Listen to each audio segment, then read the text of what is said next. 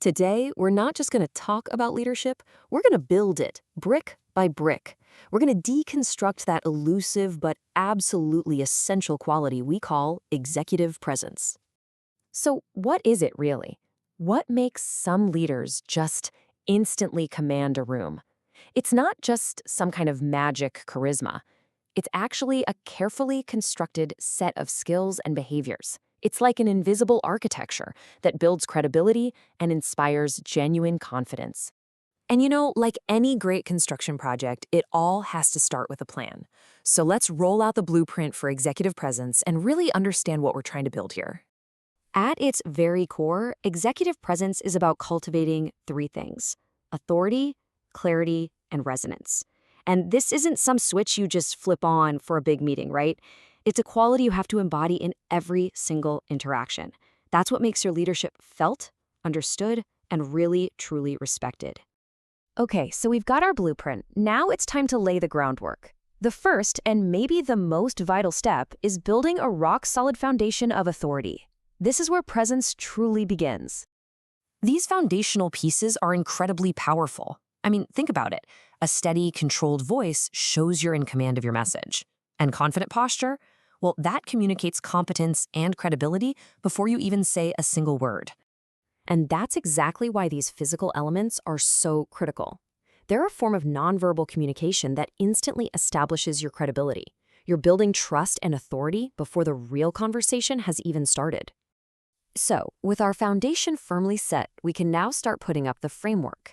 These are the actions and the skills that give your leadership its shape, turning that underlying authority into active, visible leadership.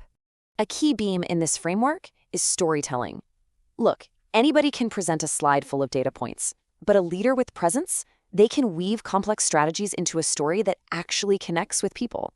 This is what transforms a business objective into a shared mission, inspiring alignment and real trust. Now, ask yourself this and be honest. Are you managing your time, or is your time managing you? Nothing, and I mean nothing, diminishes presence faster than a leader who seems totally overwhelmed and reactive. It signals a lack of control, not just over your schedule, but over the whole shebang. Mastering your time is a disciplined two-step process. First, you have to focus ruthlessly on the high-impact stuff that only you can handle. Second, you have to truly empower your team to execute on everything else. And that's not weakness. It's a sign of incredible strategic strength. And hey, empowering others means effective delegation, not destructive abdication. Delegation is a deliberate act of trust that actually expands your reach while reinforcing accountability.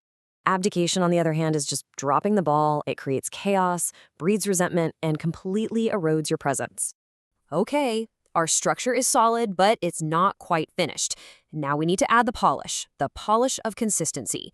This is the finishing work that protects the entire structure and ensures it can withstand pressure from any direction. Your presence can't be something you just reserve for special occasions. It has to be consistent, whether you're in a high-stakes board meeting, a tense investor call, or just a casual team check-in. Everyone needs to experience that same clarity and composure from you, no matter what the situation is. Executive presence isn't a performance. It's not a mask you wear at work. It's the result of a sustained daily practice of aligning your core values, your actions, and your communication so they all become one authentic whole. So now, let's step back and inspect the finished structure. Let's see how all these pieces, the foundation, the framework, and that final polish come together to create something that's both strong and impressive. True executive presence is really a delicate balancing act. The goal is to embody authority, but without being arrogant. You want to project clarity, but without becoming rigid. And you need to articulate a compelling vision, but without becoming detached from the very people who have to make it happen. Ultimately, the goal is to be seen as two things at once: the sharp, decisive strategist who commands respect, and the empathetic, human leader who fosters trust. True presence exists right there where those two things intersect.